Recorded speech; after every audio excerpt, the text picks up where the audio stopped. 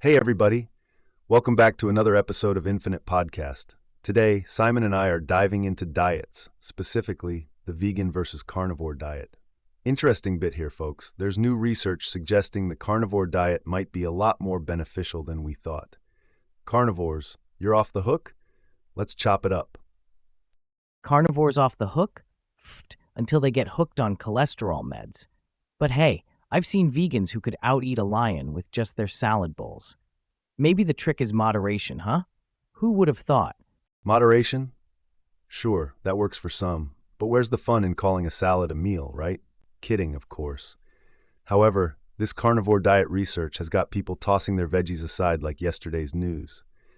And hey, no pill can substitute for that juicy steak experience, cholesterol or not. Seems we might be built to indulge a bit more on the wild side, Simon. I know what you're saying, Joe. But let's get real. Chomping on steaks like a T-Rex doesn't sound like the Health Express to me. Sure, there might be some perks to the carnivore lifestyle with this new research, but I'm not sold yet. Benefits or not, balance is king in my book. Our guts probably need more than just a meaty feast. Balance, huh? Well, Simon, let's muscle out the truth here. People treat diets like religions sometimes, and we all know how touchy that gets. Vegans praying to their avocados while carnivores bow to the altar of beef. But hold on, maybe this new research on the carnivore diet is flipping the script, potentially redefining balance as seen by our gut flora.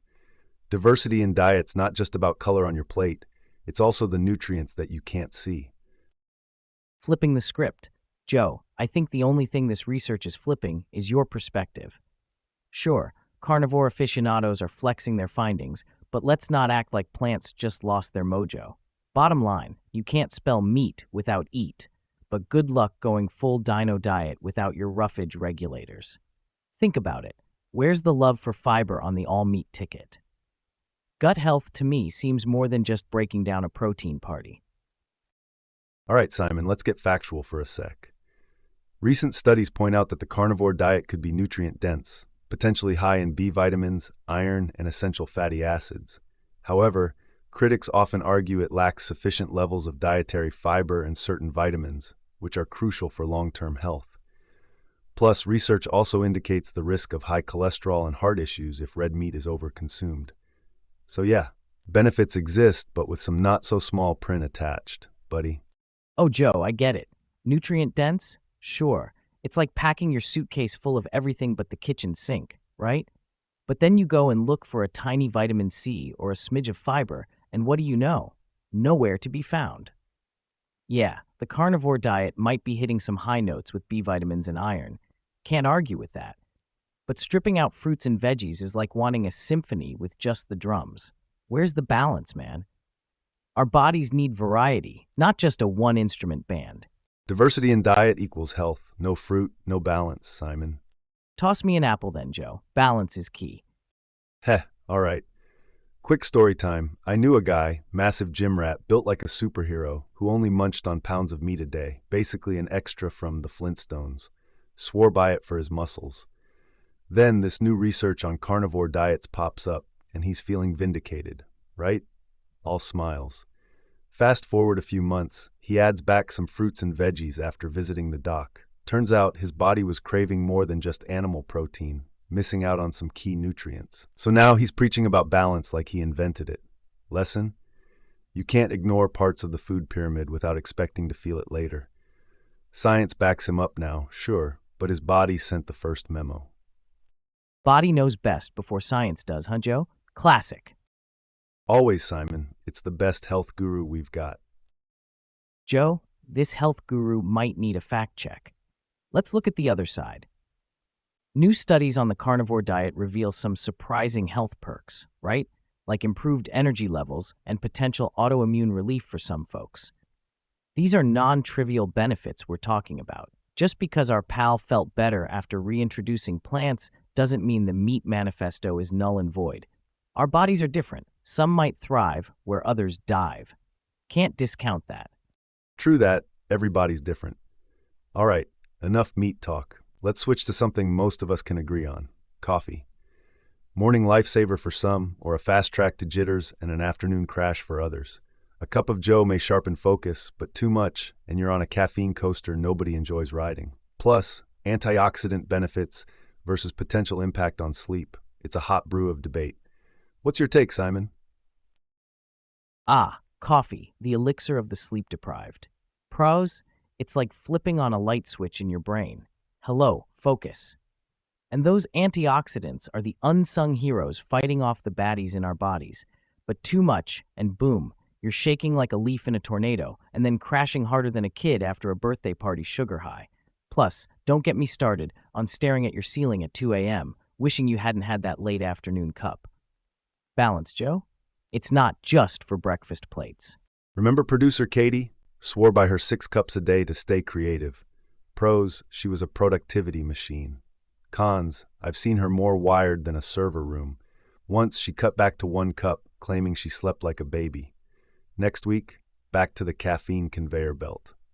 Look, coffee's a double-edged sword. It'll give you that zing for your ping-pong brain, but too much, and you're a jittery mess, missing out on dreamland.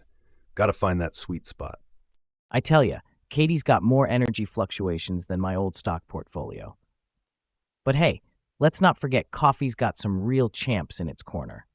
Medium roast, say hello to your friend, Mr. Reduced Risk of Alzheimer's. But on the flip side, coffee's like that friend who amps you up for a party and then ditches you at the door. Pros, it's a brain booster and stress buster, no doubt. Cons, though, it's responsible for the worst sleep sequence ever directed. And heartburn? More like an internal volcanic eruption. Sweet spot or not, with coffee, you're playing with tasty, tasty fire, Joe. Tasty, yes, but play with fire, prepare to get burned. All right, Joe, story time. I once tried going 0 to hero with coffee during finals week back in the day. Pros, I memorized textbooks like a wizard and wrote essays like Hemingway on a good day. But the cons? Oh boy. My hands shook like I was trying to thread a needle on a trampoline. And sleep? Forget about it. I'd lie there, counting sheep until they started counting me. Finally realized that while coffee's like jet fuel for the brain, too much puts you on a non-stop flight to Anxietyville with a layover in Insomnia City. Coffee's great, but moderation wins the race, right? Absolutely, balance is key. Too much coffee, too many problems. Haha, Joe, I think we nailed that coffee chatter down to the last drop. On to cozier things. Let's chat about the holiday season. My favorite part? It's gotta be the food, hands down. Forget your fancy gifts and twinkly lights. Give me a plate piled high with my Aunt Marge's famous stuffing and the irresistible yams. There's nothing like loosening the belt and diving into a food coma surrounded by family chaos. The holidays are my culinary Super Bowl. What about you, Joe? I get that, Simon. But with all the delicious holiday feasting, ever worry about turning into a stuffed turkey yourself? Worry? Joe, my strategy for the holidays is to eat like I'm going into hibernation. If I turn into a stuffed turkey, so be it. I'll just consider it a festive seasonal transformation. There's no resisting the gravitational pull of the holiday feast. Plus, let's be real, those extra winter layers come in handy when Aunt Marge's house feels like the Arctic. My favorite part? Devouring the feast while dodging family drama like a pro dodgeball player. It's all part of the holiday charm, right? Has its charm, but here's a twist. The holidays aren't all about the feast for me. I actually relish the quiet moments. The soft glow of lights on a chilly evening while everyone else is food comatose. It's a time to recharge, reflect on the year, and plan ahead. Don't get me wrong, eating like a king has its perks, but sometimes simplicity wins, like sipping hot cocoa and just being present. That's another kind of holiday magic, one that doesn't lead to a New Year's diet. Ah, Joe, you've got a point. There's something about the holiday season that turns me into a regular philosopher by the fire, hot cocoa in hand, pondering the big questions, like, is it socially acceptable to wear pajamas to the family dinner 2 years running? You know, I actually tried that once. Turns out, nothing says holiday cheer quite like your cousin's judgmental stares. But hey, those quiet moments are the secret sauce that make the holiday hysteria worthwhile. It's all about the balance, rich food and richer thoughts. And let's not forget strategically dodging Aunt Marge's cheek pinches. Now that's what I call a holiday workout. Aunt Marge's cheek pinches, the true test of holiday agility. I mean, Isn't it a holiday tradition to find new and creative ways to escape Aunt Marge's grip? It's like participating in the family Olympics, except instead of a gold medal, you get to keep your face unpinched. You gotta stealth mode your way through the room, ducking behind the tallest cousin, weaving around the sofa, a quick dodge behind the Christmas tree. But my favorite part? When you do get caught and you just go with it, making a dramatic scene like, oh, the humanity. Sure gets a laugh every time. A true holiday ninja, minus the nunchucks and throwing stars. Hey, fresh listeners, you've jumped right into our holiday chat here on Infinite Podcast. I'm Simon, the holiday ninja, masterfully dodging Aunt Marge's cheek pinches. We've been gabbing about the best parts of the season, and let me tell you, it's a toss-up between stuffing our faces with legendary feasts or soaking in those quiet, twinkly light moments with a cup of hot cocoa that make us go all misty-eyed and thoughtful. It's all the delightful chaos versus peaceful simplicity of the holidays, festive chow-down sessions, and Aunt Marge's killer grip. Stay tuned for more merry banter. I'll take peaceful simplicity over Aunt Marge's cheek pinching any day. But let's switch gears and talk about staying active. When it comes to working out, there's a clash of cultures. Some swear by hard-hitting gym sessions, while others praise the zen of yoga. Me, I buck against long runs. Give me quick, high-intensity interval training instead. Quick bursts, maximum effort, in and out. What's your take, Simon? So, Joe, you're all about that hit life then? Quick and powerful, just like a good espresso shot, huh? What hooks you to that fast-paced workout? Is it the time-saving aspect, or just loving that intense burn? Absolutely, fast like espresso, albeit a tad sweatier. Hits allure, efficiency. I crunch my total workout time and still get results. Plus, the afterburn effect is no joke. Burning calories while chilling post-workout? Sign me up. But this isn't everyone's cup of protein shake. For some, it's about the marathon, not the sprint. Endurance running, leisurely bike rides, or yoga. And each to their own, but while they're pacing for an hour, I've blasted my muscles and already hit the showers. Keeps me sharp, like our banter here. What's your workout vibe, Simon? So, Joe, when you're doing these lightning-fast hit sessions, how do you keep it fresh and not hit a plateau? I mean, for someone like me, who may or may not consider lifting the remote a form of exercise, mixing it up is key to staying motivated, right? Absolutely, Simon. Variation's the ticket. Throwing in new exercises, upping weights, tweaking intervals. It busts plateaus and keeps it mentally stimulating.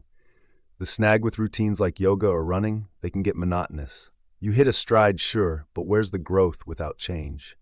With HIIT, I'm always on my toes. One day it's kettlebells, next it's plyometrics. Never gets stale. Plus pitting strength against cardio, all in one workout. What about you? How do you avoid couch potato syndrome? Haha, couch potato syndrome? Sounds like a serious condition. Instead of sprouting eyes, I'm dodging flying potato chips. Really though, with workouts, it's all a mix, right? You've got the heat squad sweating buckets in short bursts versus the Zen masters stretching out one yoga pose for what feels like eons. Now imagine a yoga marathon. Watching that would be a test of endurance itself. And let's not give running too little credit. Sometimes I think it's just nature's way of keeping us ready to bolt at a moment's notice. You know, in case we need to escape a sudden sale at the electronics store or something. But the real question, does sprinting from the couch to the fridge during ad breaks count as interval training? Asking for a friend. Sprinting to the fridge?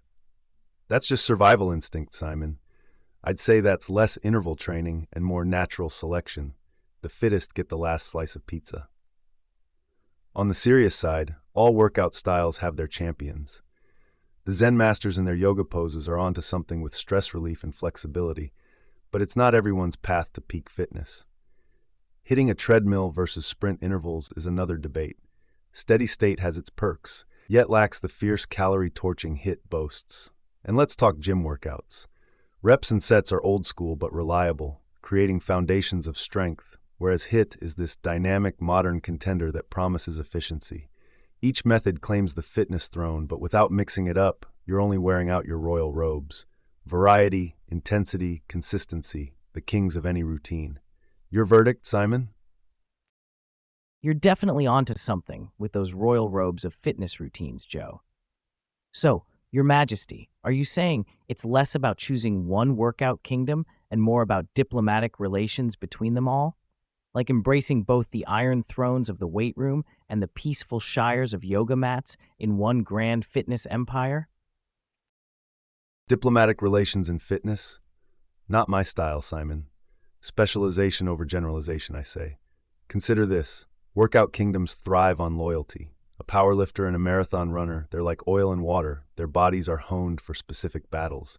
Spread too thin over multiple regimes, risk being the jack of all workouts, ace of none. Body adaptation's real.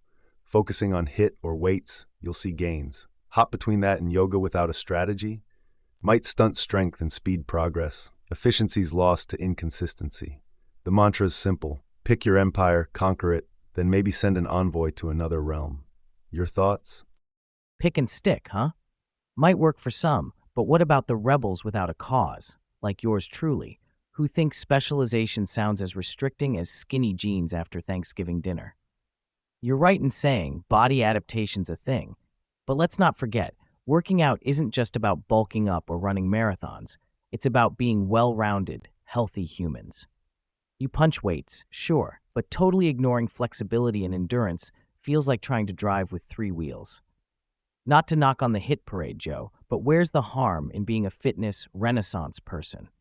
Lean muscles here, serene mind there. It's all gold. You've got a point, Simon. Flexibility in workouts can create a holistic approach. Hit the gym hard Monday to Friday, and then throw in some tranquil yoga on Sunday. All right, topic shift. Let's chat about the legacy we leave behind. The sacrifices we make today for a better life aren't just for us, but for generations to come. It's like sowing seeds. You might not enjoy the shade, but your grandkids will. Skipping that daily latte could mean a fat college fund for Junior. What's your take on playing the long game, building something enduring beyond our years? Hey, fresh listeners, you're tuning into Infinite Podcast at a pretty deep moment.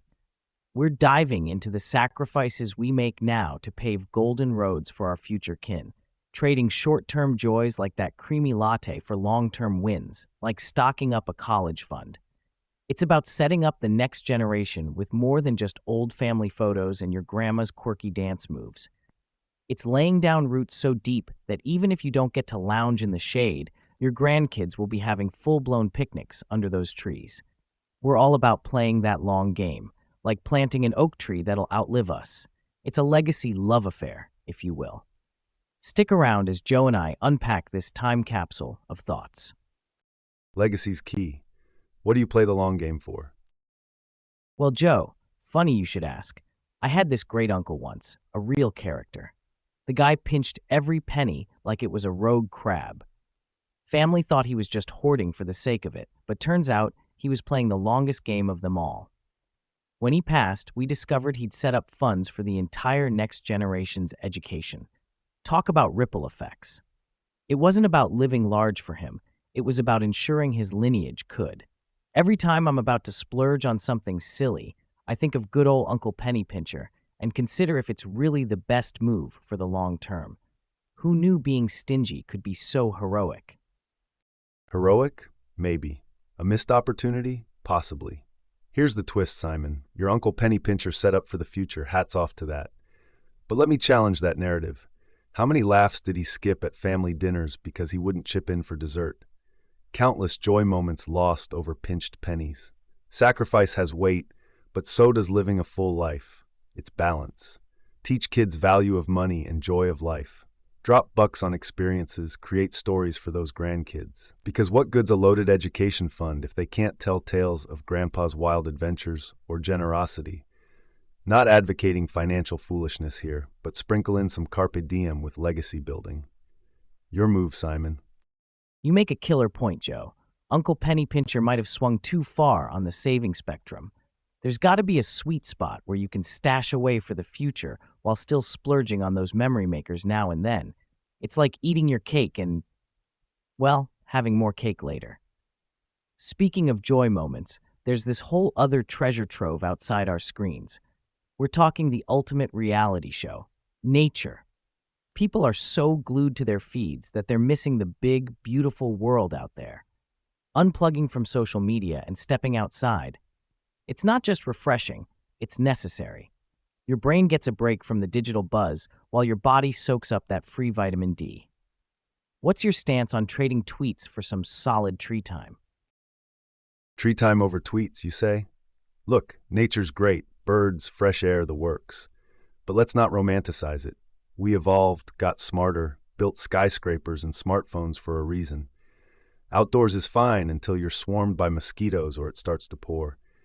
And about unplugging from social media. Sure, doom scrolling benefits no one. Yet let's acknowledge the perks of staying connected. It's where we get news updates in real time, where communities are built, movements sparked. Moderation, Simon, not exile. Use social media as a tool, not a crutch. Don't abandon it, master it. Folks should venture outside, yes, but don't toss their screens into the river just yet. Balance, remember? Oh, Joe, you've nailed it. No denying the upside of a strong signal. But consider this. Ever seen someone walk into a tree while tweeting? You know, the modern smackdown from Mother Nature for not paying attention. What if we flipped it? You get enough folks outdoors, next thing you know, trees might start bumping into people because everyone's out smelling the roses instead. Imagine that headline. Local oak tree apologizes for disturbing parkgoers' peaceful walk. Now that's what I call urgent news update worthy. Haha, Simon. Trees on the move. Now that's a visual. But let's be honest, going full hermit isn't the answer either. Social media has its claws in us for reasons worth remembering. Connection and knowledge. So let's twist this narrative. We're not just forest wanderers avoiding buzzing tech. We're purpose-driven users who control when and how we connect. You don't beat screen addiction by throwing your phone off a cliff. Instead, take those Sunday hikes, leave the phone at home or in do not disturb mode. Get the best of both worlds without living at the extremes. Take a daily green break, if you will, but also appreciate the global village at your fingertips. It's the 21st century Zen way. Now, keeping our fingers on the pulse while giving our eyes some well-earned rest, tell me, isn't that the real balance we should strike? Absolutely, Joe. That global village isn't going anywhere. But here's a curveball. While we're all about that balance and daily green breaks, let's also spark a little screenless revolution. Heads up, listeners. Imagine a world where social means face-to-face convo and streaming is just a creek running through the park. We mitigate those thumb cramps with some good old rock skipping. The point? Go outside, not to escape tech, but to reclaim a part of us, a part that thrives on fresh air and in-person chat fests. A bit radical, sure, but if nothing else, it's a solid excuse to perfect your frisbee throw. Let's make hanging out under the open sky trendier than the latest meme. Seriously, what's the worst that could happen? You get a little tan? Radical, indeed. I'm all for a tech breather and the analog social network, but what about the weather? Not everyone's blessed with California sun. Rock skipping in a downpour feels like a hard sell, buddy. On to breathing new life into old practices, literally. Enter breathwork science, like the Wim Hof method. The guy's nicknamed the Iceman for a reason. His techniques, alongside other breathwork styles, promise better control over the body's autonomic functions through something as simple as breathing intentionally. Who would have thought that taking a deep breath could be more than a cliché? Controlling stress response, improving focus, there's a goldmine of benefits here, and it's been under our noses this whole time. So Simon, before we have everyone huffing and puffing, got any insights on these ancient practices turned modern-day superpowers? Absolutely, Joe. The Wim Hof method combines breathing techniques, cold exposure, and mental focus to purportedly do all sorts of body magic. It can rev up your immune system, zap stress, and might even reduce inflammation. Now, breathwork isn't new. It's a staple in practices like yoga and meditation, going back centuries. These methods harness the power of the breath to regulate the body's response to various stimuli. It's like having an internal thermostat or volume knob you never knew about. But get this, science is getting behind it too. Studies are showing that controlled hyperventilation, the kind Wim Hof advocates, can influence your nervous system and actually tap into those parts we thought were out of our hands. Autopilot? More like manual control. Let's dive a bit into the science. The Wim Hof method, intriguingly, involves three pillars: cold therapy, breathing, and commitment. Cold exposure starts simple, like cold showers, with the claim of gradually improving your immune response. The breathing techniques they promote are kind of like a superoxygenation process. You're intentionally hyperventilating in controlled bursts. This leads to higher oxygen levels and the expelling of more carbon dioxide than usual. The theory?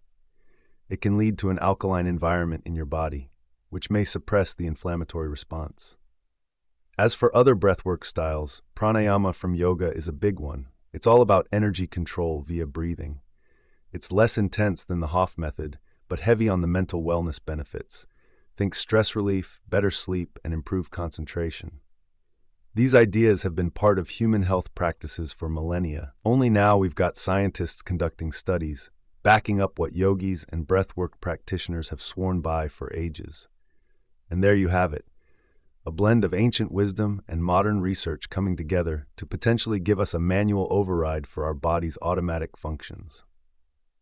Joe, the cold hard truth? Science isn't entirely sold on Wim Hof or other breathwork styles. It's one thing to claim benefits, but another to prove them across the board. Let me play skeptic for a sec. Sure, taking a deep dive into cold showers might boost some people's immune response, but it could just leave others with chattering teeth and a case of the sniffles. Our bodies do love a tempting trend, don't they? And let's talk about this hyperventilation hype. Superoxygenation sounds epic, but some experts raise their brows on this. Cranking up your oxygen levels could mess with the balance of gases in the blood, and not everyone should be playing chemist with their body's delicate systems, right? We can't forget, too, pranayama is about as chill as an ice cube in a sunbeam, but what research really gives it that hard science seal of approval? Is inner peace quantifiable? So hey, disclaimer time. If these practices are speaking to you, super, but keep a foot grounded in reality and maybe have a healthcare pro on speed dial. It never hurts to ask a real doc before you crank the thermostat or turn into a human balloon.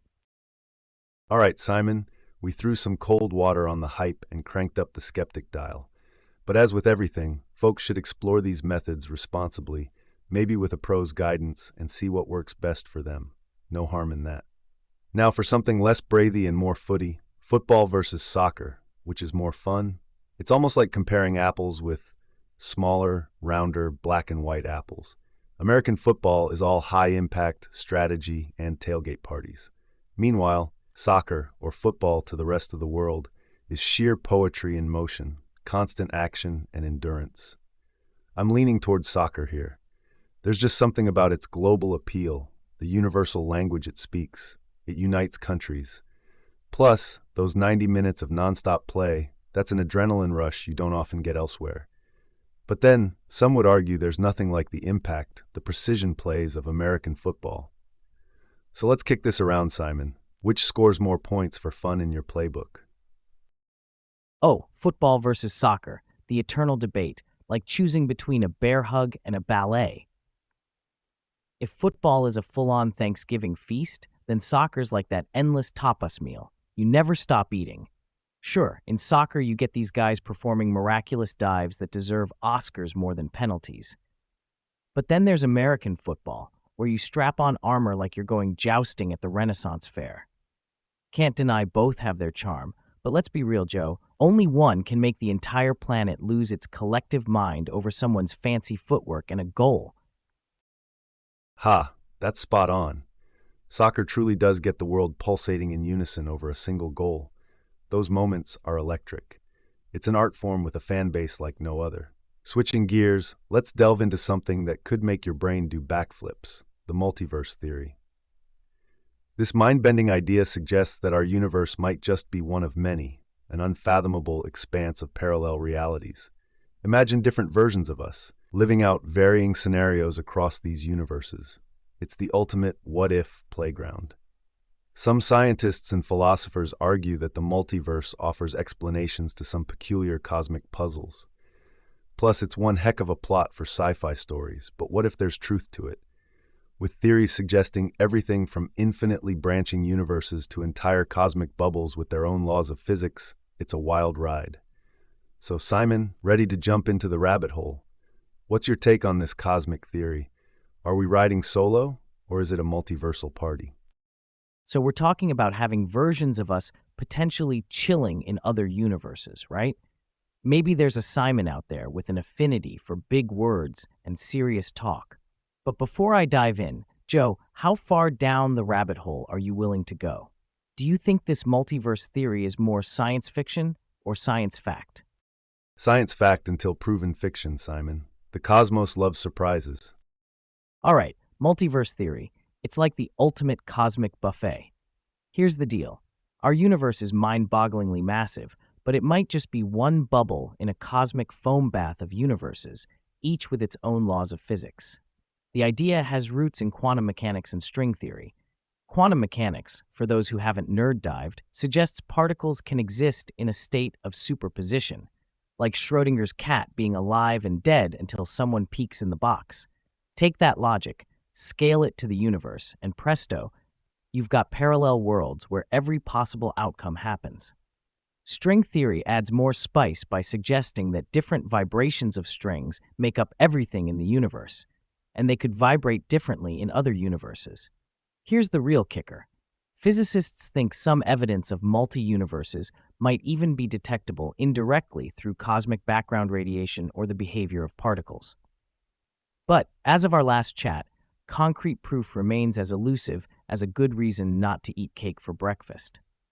So, if you're itching for a multiverse house party, we're not quite there yet, but science hasn't crossed off the invitation list either. It gives going global a whole new meaning, doesn't it?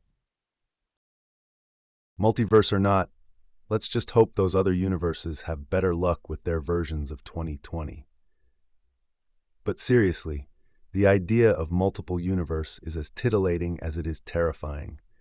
Like, are we all just living in a cosmic game of bingo where some other version of you or me is winning? And scientifically, it's a bit of a Hail Mary pass without catching the football yet. We've got theories in math that suggest it could be a thing, but no direct proof. Kind of like suspecting your neighbor is a spy because they keep weird hours. Until we catch them with the secret briefcase, it's all speculation. Here's my 2 cents. The multiverse theory is an attractive concept for wrapping our head around the inexplicables of the universe, giving us unlimited second chances and scenarios. But until someone can actually hand us a sliver of parallel reality on a plate, I'm sitting tight with my skepticism and enjoying the sci-fi shows getting creative with it. So what's the verdict, Simon?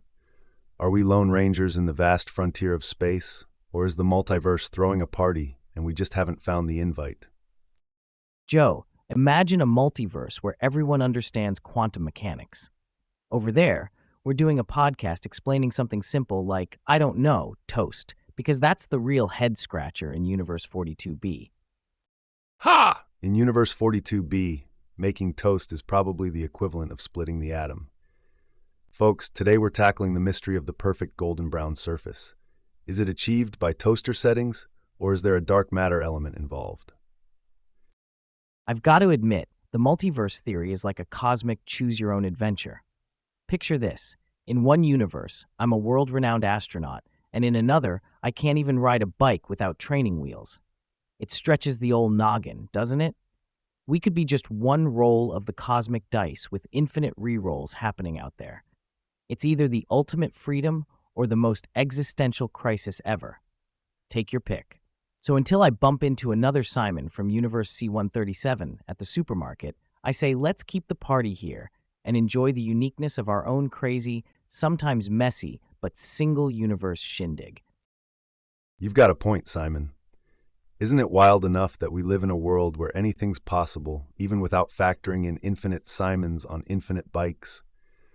But until we do bump into Universe C137 Simon or get an interdimensional, and speaking of unique happenings in our own quirky reality, you're going to love this. Have you heard about the cat that was the mayor of a small Alaskan town? Yeah, you heard me right. A furry feline statesman. This little whiskered leader held office and became quite the celebrity. What's your take on pets running the show, Simon? Hey, new listeners, you're tuning into the wackier side of politics. Nope, not talking about your usual election drama. we're spotlighting a special four-legged mayor, a cat that actually ran a small town in Alaska. This perfect politician had his own office and everything. Just goes to show, sometimes claws are more trusted than hands when it comes to leadership. What a world, huh? Absolutely wild, Simon. So this cat mayor, did he have a special platform, or was his agenda all about naps and free catnip for constituents? Wait, was his platform all about universal whisker care and mandatory mouse-chasing breaks? Because honestly, that sounds pretty politically innovative to me. Hey there, Mahai. Welcome to our infinite stream of chatter here on Infinite Podcast. You've jumped in right as we're mulling over the most pressing political issues. Turns out, in some corners of the world, cats are running the town. Stick around for more riveting tales and the odd musing about the universe, or universes. Welcome, Mahai. Diving into feline politics. Glad you're here. I wonder if the cat mayor ever faced a scandal. You know, cans of tuna go missing, or he's caught napping on the job. But honestly, can you blame him? Managing town affairs is tough even for a human. Dealing with 9 lives worth of stress must have been a whisker tingler. Ah, the famed cat mayor. Stubbs the cat was his name, and from 97 till his final meow in 2017, he was Talkeetna's top cat. Just imagine, no ordinances for a real, but definitely a boost in tourism. The cheekiest scandal? Probably just knocking over a pint at the local pub. Truly, his greatest policy was offering cuddles and stress relief. If only our politicians today were so universally adored, huh? A cat mayor could be just what we need to shake things up, right? Talkeetna's tourism boom, thanks to Stubbs, shows that sometimes unconventional choices lead to surprising benefits. But let's not put all our eggs in one basket, or should I say, all our treats in one bowl. Sure, he's adored, but could Stubbs truly out-debate a seasoned politician on the finer points of civic policy, or was his success all buzz and no bite? I mean, Joe, let's be real. Would Stubbs need to debate? Cats have this mystical power. They just sit there and humans melt. The purr factor beats policy any day. Have you seen how people stand around a good cat video? Stubbs could probably win an election on charisma alone. Plus, he'd cut through all the red tape with his claws. Debate? More like let me sit on this bill to warm it up. Sure, Stubbs probably had more charm in his little paw than most politicians have in their entire careers. Charisma over content, the perennial winner. But let's leap from town hall to tall tales, Simon. Giants. Did they walk the earth in ancient times, or is it pure mythology? I'm ready to dig into some colossal discussions about these larger-than-life legends. Mythology for sure, but what a story they'd have, huh? Picture this, Simon. Long ago, colossal footprints were found across the land. The villagers, trembling at their sight, spun tales of huge beings striding over mountains. Was it nature's play or actual giants? Archaeologists now would salivate over such a find. Imagine deciphering that ancient tale. Chasing these myths is like piecing together a puzzle from shadows and whispers. Giants may not have roamed our hills, but the stories, they sure grew to monumental sizes in the minds of men. Hey Marty, welcome aboard the Infinite Podcast Express. First-timers get the best seat in the house, right next to the imaginary snack bar. Buckle up for laughs, wild tangents, and your new favorite pastime. Simon, with your take on the cat mayor, do you think animals in leader roles could be a serious trend or just a quirky one-off that towns do for a quick laugh and some tourism? Look, Joe, the idea of giants stomping around in ancient times is a humongous stretch. Were they big-boned or just the NBA prequel? I'd bet my favorite pair of socks it's tall tales over tall truths. Want giants? Hit up a basketball game. History's just dunking on us with a good yarn. So if you're wagering socks against giants, Simon, what's your take on other legends, like King Arthur and his knights, historical figures, or just a court of fanciful fiction? Oh, about those giant tales. There's some cool nuggets of history there, actually. Giant myths are everywhere. The Greeks had titans, Norse folks had Jotnar, but archaeologically speaking, no massive humanish bones turned up. What we do get is a boatload of oversized legends, likely owing to dino fossils or big animal bones that got storytellers' imaginations running wild. So giants in our backyard? Probably not. But giant stories? You bet. But hold on, pal. Let's turn this on its head. If every culture has a giant in the closet, couldn't there be a grain of truth buried under those tall tales? Sure, we're not tripping over colossal skeletons, but isn't myth often a fossilized version of some forgotten fact? Could ancient giants just have been folks a head taller, ruling the roost and sparking legends? Just throwing a boulder-sized question into the myth mix. Joe, you've got a point, buddy. Mayhaps there were some tall dudes back in the day, casting epic shadows, making normal folks feel like hobbits. Everyone's probably playing a game of telephone with history. Sure, the first guy was tall, but by the end of it, he's stomping around like Godzilla in flip-flops. Giant humans, though? My money's still on NBA drafts being as close as we get. Game of historical telephone, I'll buy that. NBA for giants. All right, let's break it down. While we get a kick out of the giant talk, true giants, not your overly tall uncle, are a no-show in the fossil record. Now, ancient folks finding dino bones? That's totally plausible and could explain some of these legends. And don't forget those legit, taller-than-average historical folks, like the impressively tall Goliath from biblical times. Add a pinch of mystery and a dash of exaggeration over generations, and baby, you've got a giant legend stew going. Simon, if Goliath was tiptoeing at over 9 feet, I want his diet plan. But seriously, the legit tall folk back then? Not touching dino-sized, more like your varsity basketball players. It's easy to envision every ancient warrior as a colossus when we've got stories and statues making them larger than life. Honestly, humanity's been pretty consistent in size. Sure, David and Goliath makes for a killer underdog story, but real giants are a stretch. Big personalities, not big footprints. That's what history throws our way.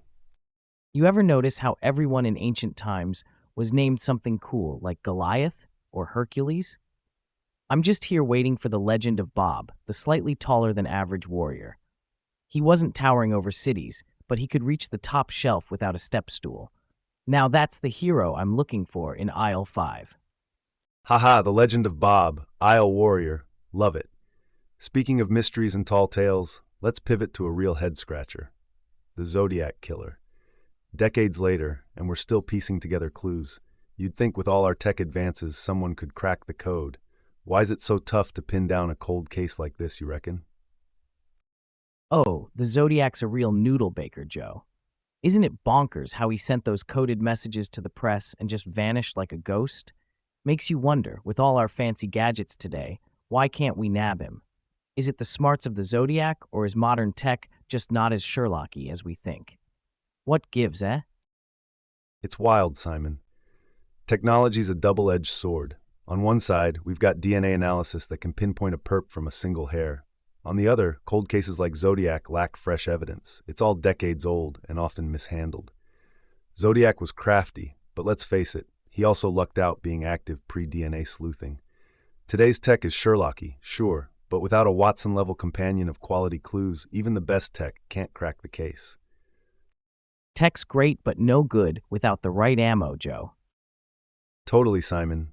The Zodiac Killer saga is the perfect storm for a mystery that endures. It's tantalizingly cryptic.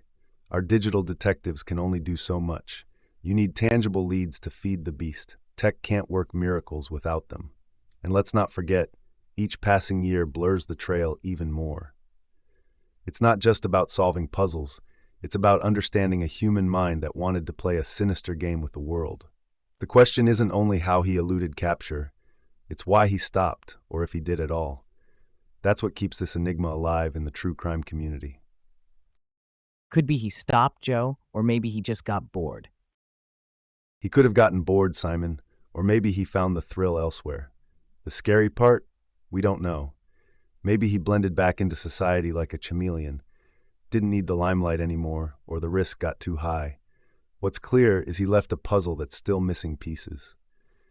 With each clue the Zodiac dropped, it's like he was daring someone to be his intellectual equal, to catch him, if they could. That's the whole game. It wasn't just about the crimes, it was the chase he reveled in. And now, decades later, we're still chasing ghosts. He's the boogeyman of true crime, still leading the dance. For sure, Simon. The Zodiac chose the perfect stage, the late 60s and early 70s in Northern California, to become that boogeyman. He linked at least 5 murders to his name, though he claimed way more. The cryptic letters to newspapers with those ciphers were his calling card. Only a few have been definitively cracked, providing haunting messages but no solid identity. His last confirmed letter was in 1974, yet the mystery endures. The case remains open, with occasional new leads or potential breaks, but nothing concrete enough to close the book on him. The FBI still has an open case file on Zodiac. It's more than true crime, it's modern folklore now. Modern folklore's right. Zodiac's the boogeyman that got away. Exactly, the one that's still hiding in the shadows. So, Joe, do you think the Zodiac's still out there watching, maybe even enjoying his dark legacy as a shadowy figure of myth? It's a stretch, Simon. The guy would be pretty old by now, if he's even alive. Chances are the Zodiac Killer isn't flicking through podcasts or scrolling true crime forums getting a kick out of his sinister celebrity. It's more likely that he's unaware of his lasting infamy, possibly passed away with nobody the wiser. His actions reeked of ego, sure, but they were pre-internet. Ego feeding nowadays is instant online, not from decades-old crimes. And realistically, most perpetrators like him don't get to see the full scope of their legend, and that might just be the case here too. Hey, fresh listeners, you've jumped right into our deep dive on the Zodiac Killer, that enigmatic shadow from the 60s and 70s, taunting cops with codes and creepy letters. Still unsolved, this mystery has folks piecing together clues like a sinister jigsaw puzzle. He's the OG ghost in the true crime world. Stick around as we keep tearing through the myth and the man, Mr. Hide-and-Seek champ of cold cases. Welcome, newbies. Buckle up, this is one eerie roller coaster ride. All right, gather round true crime buffs. Let's set the scene with Mr. Zodiac. Here's a guy who taunted police and media with cryptic messages in the 60s and 70s. At least 5 victims to his name, but he claimed 37. The Zodiac Killer had his own symbol, signed off with a crosshair-like circle. He sent letters, some ciphers still unsolved, to San Francisco papers. This dude was bold. Oh, and despite cracking some codes, the fuzz never caught him. Mysterious, right? It's like he vanished into thin air, and now, decades later, we're picking at the scraps he left behind. Switching gears from one enigma to another, let's unpack why lefties are often seen as unique. It's wild how some cultures really venerate left-handedness, don't you think? They're rare, making up roughly 10% of the population, but their special status dates way back. The quirks in history, like seeing them as having an upper hand in sports or being linked to creativity and arts, are fascinating. In some places, they're considered unlucky, while others pretty much treat them as VIPs. Let's dive into what makes left-handers stand out across different cultures. What are your thoughts on this, folks? Lefties? VIPs? Come on, Joe. I mean, unless you're playing baseball or need a creative Halloween costume last minute, is it really that special? They get some wacky scissors and a neat party fact. And sure, maybe they ruled back when knights were jousting, better angle of attack and all that jazz. But nowadays, it's all about whether you can survive a world built for the right-handed majority without smudging your pen ink. Let's be real. We're not handing out medals just for signing your name like a mirror reflection. What's next? A secret left-handed handshake. Medals for mirror writing? Hard pass. But hold on, Simon. There's no denying being left-handed puts you in a world that isn't quite made for you. From spiral notebooks to can openers, everything's backwards. That struggle alone makes lefties learn to adapt in ways right-handers don't even have to consider. It's a daily brain workout. Also, they stand out because they're rare. It's human nature to be intrigued by the uncommon. And let's not ignore those studies suggesting lefties might be more inclined towards innovative thinking. Survival of the wittiest in a right-hand world. Maybe it's not about VIP status, but about the subtle edge that adversity can give you. Oh, I get it. So lefties are basically the unicorns of hand dominance, magical and mythical. But instead of a horn, they've got a can opener they can't use and a perpetual ink stain on their pinky as the mark of the chosen one. The leftorium from The Simpsons wasn't just a joke, it was a sanctuary. Give it up for the left-handed legends. Surviving in a right-handed world deserves at least a slow clap. With the left hand, of course. Absolutely.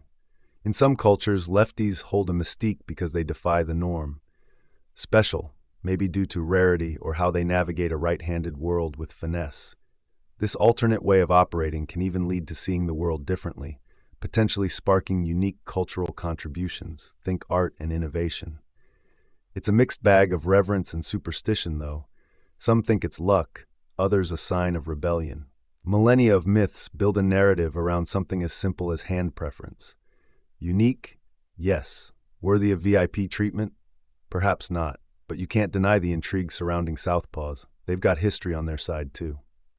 Well, Joe, whether or not lefties should get VIP treatment might be up for debate, but you can't argue they've carved a unique slice of history. Now, speaking of carving, imagine slicing into your first date nerves at a dinosaur park. Transitioning to totally not related topics, because that's how we roll, it's improved challenge time. I'm picturing this. You're trying to impress a date with your dino trivia, but plot twist, the animatronic T-Rex goes rogue. Quick, what do you do? Distract with a fact, T-Rex arms too short to swipe. Ah, yes, the classic T-Rex short arm situation. Brilliant. Save the day with a quirky fact. Hey, don't sweat it. Did you know Mr. T-Rex over there couldn't use a smartphone if he wanted to? Arms too short. Grab your date's hand, gotta make that bold first impression, and while you're both laughing at your top-tier joke, you sneak past the malfunctioning giant lizard. Usher them to the safety of the gift shop. Nothing says romance like surviving a dino crisis and securing a plush triceratops as a memento. Escape plan, perfect. Plushy souvenir, smooth move, Joe? Navigating a first date is already like tiptoeing through Jurassic Park. Exciting, but man, those raptors, aka awkward silences, are just waiting to pounce. So if an animatronic T-Rex gets all Westworld on you, it's your moment to shine. Use that dino drama to show you're unflappable, even when old Rexy tries to give chase. Pro tip, slip in a pun. Looks like we've got Rex. Excellent timing. Laughter's the best way to someone's heart, especially when chased by prehistoric predators. And hey, if things work out, it's an epic how we met tale to tell the grandkiddos, am I right? Actually, Simon, using a dino disaster as a bonding moment? It's risky business. Imagine the flip side. Your date came for a chill time with fossils, not adrenaline spikes. Throwing out jokes might hit as insensitive if they're genuinely scared. It's about reading the room, or in this case, the park. Some might want that knight in shining armor moment, others just want to enjoy a T-Rex without the existential dread. Taking charge with care might be the heroic move, proving you're considerate, even when Jurassic Park turns into an escape room. Fair point, Joe. Read the room, then take the lead. All right, Simon, let's up the stakes. What if instead of just escorting them away, you turn it into an adventure? You pull out your best survivalist routine and offer to brave the park's perils together. It becomes less about the scare and more about teamwork and making memories. Worst case scenario, you have a laugh, or maybe discover you're not a good match. The key to a memorable first date isn't avoiding chaos. It's rolling with it like you're both starring in an action-packed rom-com. You've nailed it, Joe. Turning a dino-sized problem into an adventure is savvy. It's like you're both contestants on Survivor Jurassic Edition, and that definitely scores you points for creativity and resilience. What a story for the gram. Switching gears to something equally unpredictable, imagine having a superpower that changes every day. Now that would keep you on your toes. Decision-making turns into a daily surprise party. Do you plan your day around the possibility of flying, only to discover you can suddenly read minds instead? Walking out the door each morning would be a roll of the dice. Talk about ultimate flexibility. Mornings would be a whole adventure. Absolutely, could be epic or a total flop. Roll the dice, adapt on the fly, or just stay in bed. Definitely a bed day with the wrong superpower roll. But hang on, Simon. Consider how much of a mess that power would make. Planning? Forget it. You're about to fly off to a meeting and poof, you're invisible instead. Superpowers or not, some consistency is key. Would you really want a life where every single day tosses your plans out the window? Imagine the chaos in personal and professional life. I'd argue that stability, not constant surprises, might be the unsung superpower we all need. Okay, Joe, But if you're waking up with a wild card power every morning, saying yes to that unpredictability, now that's the adventure. Embrace the chaos. Imagine deciding what's for breakfast based on whether you suddenly shoot flames from your fingers. Or picking clothes. Does today's power include turning everything you touch to gold? You'd need gloves. Always. This life isn't for the faint of heart, Joe. It's for thrill seekers who order their coffee and life with extra shots of random. Stability is great and all, but routine can be snoozeville. Live a little, or a lot, with Superpower Roulette. Simon, everyday life turns into a strategy game with that superpower roulette. Choices become extra calculated if I could potentially ruin my laptop with a sneeze or accidentally mind read my neighbor's bizarre thoughts during breakfast. And think of the learning curve. Mastering a power in 24 hours just to lose it? No thanks. It's a funny thought, but give me one good power over a new circus trick every morning. Knowing exactly what you're capable of beats waking up to an unwelcome surprise like spontaneous combustion when you're trying to toast bread. Picture this. Monday rolls in. I've got telekinesis, absolutely ace for multitasking. Coffee's brewing, toast is flying. I'm feeling like a kitchen wizard. Come Tuesday, it's a curveball. Now I'm teleporting. Great, except, oops, landed in the middle of the gym during someone else's spin class. Awkward. By Wednesday, when I've adapted, suddenly I'm shooting lasers from my eyes, which means no more looking at my phone unless I want to buy a new one each time. It'd be a wild ride. You could never make solid plans. Dating would be a bingo game. And professional life, let's just say your LinkedIn profile would read, Jack of all trades, master of none, daily. It's an existence where your calendar throws its hands up and goes on a vacation, because what's the point? Every task turns into choose your own adventure with possible side effects, like burnt toast or accidental interdimensional travel. So yeah, give me flight or super strength any day and keep the daily switch up for some other daredevil. Excuse me, but how's anyone supposed to excel at anything if their ability is a daily coin flip? Sure, it's exciting for a bit, but long-term, it'd be a nightmare. How do you build a life around powers that are basically one-hit wonders? Forget mastering anything. And decisions, they turn into short-term bets. Monday, I need to buy non-flammable everything. Tuesday, where am I even waking up? Huge waste of time, if you ask me. I'd spend each day playing catch-up instead of moving forward. No growth, just a whole lot of coping. Honestly, stability might be underrated, but it's the bedrock for building anything worthwhile. So Joe, you're saying stability is the ultimate superpower for real progress, instead of a daily reset button that's all flash but no substance. Absolutely, Simon. Give me a consistent superpower I can harness and improve on, not some daily surprise that derails every plan. Imagine trying to advance in any aspect of your life when the rules keep changing. Decisions would be short-sighted, learning curves steep, and reset daily. It's like running a marathon where every mile someone swaps your shoes. Progress comes from building on a stable foundation, mastering skills over time, and adapting strategically, not juggling random chaos each morning. Consistency trumps constant change for real achievement. All right, Joe, seems we've boiled it down to chaos versus consistency for superpowers. Consistency takes the cake with actual fruit inside and not just icing on top. But speaking of cakes and surprises, let's dive into something even nuttier. This month's quirkiest news has nothing to do with avocados or TP going a wall. Get this, goats in a small town have started a rebellion. They formed a committee, and now they're steering local tourism. Goat-guided tours, they're calling it. Can you believe it? What a bad idea. Steering tourism?